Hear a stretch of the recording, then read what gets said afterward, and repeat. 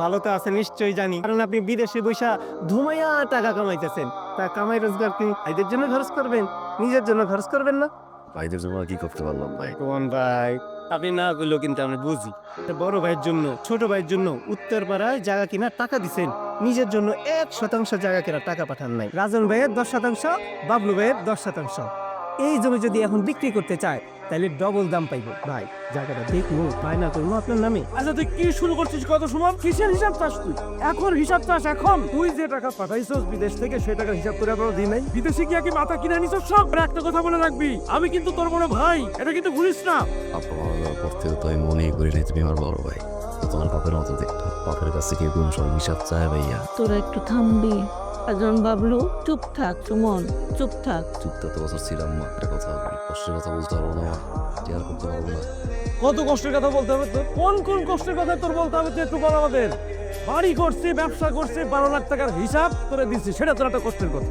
এটা তোর কষ্ট? এখন আমি কিভাবে জমি কিনলাম, বাবলু কিভাবে জমি কিনলো, এইটাও তোর কষ্ট। এত কষ্ট কেন তোর? এটা তোমার দোকান না ভাইয়া, আমার পরিবার। কিছু কেউ হিসাব চায় না। তুমি জমি কিনছো, বাবলু জমি কিনছে, একটা তো জানাইতে পারো, আমি খুশি হইতাম। আমিও কিছু টাকা দিতাম, যেমন তোমার ব্যবসায় টাকা দিছি, ওর চাকরির সময় টাকা দিছি, বিয়ে হওয়ার সময় টাকা দিছি। জানাইলে আমি তো নিজের বুঝতে পারতাম ওর তুই এই জমি কিনছে। জানাও নাই কেন? জানাইতে পারতা, এইটাই তোমার অপরাধ। আমার ভাই তোমার ভাইয়ের চাকরির জন্য যে উপকার করছে, এটা বড় অপরাধ হয়ে গেছে। এইটা তুমি জানাইতে পারতা। তোমার একমাত্র সন্তানের জন্য আমার ভাই এক টুকরা জমি কিনছে, এইটা তো অনেক বড় অপরাধ করে ফেলেছি। এইটা তুমি জানাইতে পারতা। আমি অনেক দিন ধরে খেয়াল করতেছি তোমার ফ্যামিলি সুমন আমার ভাইটা মোটেও দেখতে পারে না, নানান ভাবে খালি অপমানই করতেছে। ভাবি, বাইরে কথা বলতেছি, চুপ থাকো ভাবি। এটা তুমি কি বলো সময়? এটা তোমার ভাই কিন্তু আমার স্বামী। আচ্ছা ঠিক আছে, তোমার ভাই নিয়ে না কথা বললাম, কিন্তু আমার ভাই যে তুমি বারবার বারবার ছোট নিতেছো, এটা তো আমি শুনতে পারবো না। তোমার ভাই জমি কিনছে ভাবি,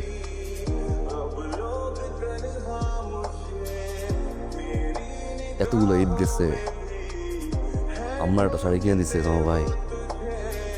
আমার যে ভাতিজা, জামা কিনে দিচ্ছে কোনো সময়, একটা চকলেট কিনে দেয়, তার হাত খরচ টাকাটা কোথেকে আসে ভাবি? সব কিছু আমি জানি ভাবি। বাবলু ছোটবেলা থেকে আজ পর্যন্ত আমার চোখের দিকে তাকাই তুই একটা কথা বলছ না। জমি কে কিনে দিছে বাবলু? তোর শ্বশুর, যার 1 শতক জমি নাই। প্রতি মাসে তোর স্যালারির টাকা কই যায়? হ্যাঁ, তোর স্যালারির টাকা দিয়ে কার সংসার চলে? কিভাবে চলে তোর শ্বশুর? ভাই এটা আপনি কি কইলেন? তুমি শুনছো ভাইয়া কি কইলো? আমার বাবা কি ফকির? আমি কি ফকির নেমে? আমি আর এই বাড়িতে এক মুহূর্ত থাকবো না। এখন আমাকে আমার বাড়িতে দিয়ে আসো। এটা কি বললা তুমি ভাইয়া? হ্যাঁ, তোমার টাকা মেরে খাইছি? হ্যাঁ, আমার শ্বশুরকে তুমি ছোট লোক বললা, গরিব বললা।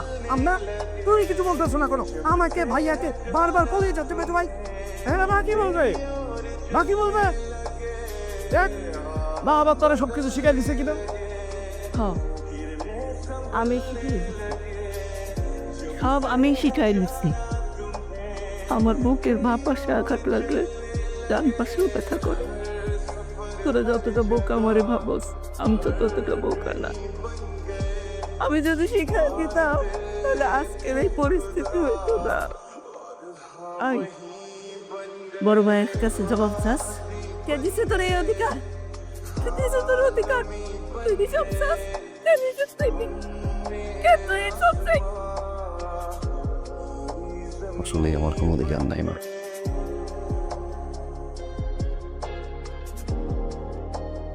আমার আবার কিসের অধিকার?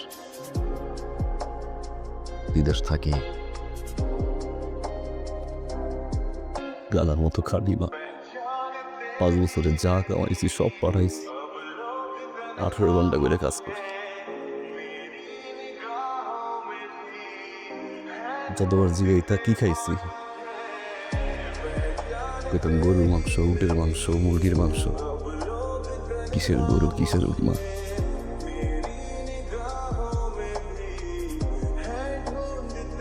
কোনো মতো ডিম বাজি করে ভাত খাইতাম। একদিন আগের বাসি খাবার খাইতাম।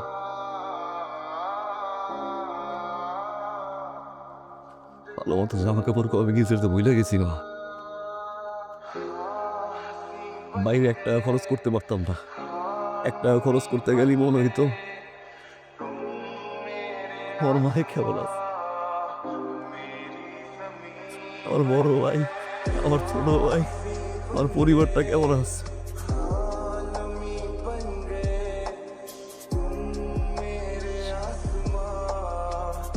বিদেশে যারা থাকে মা 1 টাকা খরচ করতে ভয় পায়। বাড়তি 1 টাকা খরচ করতে গেলেই পরিবারের চেহারা ভাইসে ওঠে না। টাকা খরচ করতে পারি না। ফেসবুক খুললেই দেখতাম বন্ধু বান্ধব এক লগে নামাজ পড়ে বাইরেছে, 4 দোকানে আড্ডা দেয়। বুকটা ফাটতো মা, বারবার মনে হইতো একটু দেশে যাই না, একটু মার ধরে খাই না, একটু বন্ধু বলাই, একটু নামাজটা পড়ি।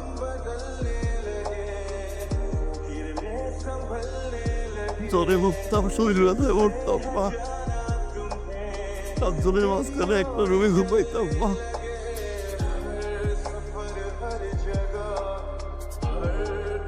আসলে তো অল্প অধিকার নাই, আমার টাকার হিসাব আমি যাবো কেন? আমি তো প্রবাসী, টাকার বেশি। তার সারা জীবন মানুষের জন্য টাকা চালাই দেয়, নিজের জন্য কিছু চায় না।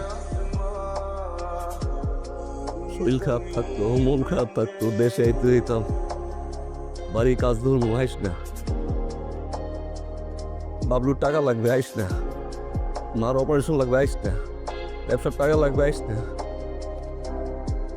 মন চাইলেও দেশে আইতে পারি নে মা।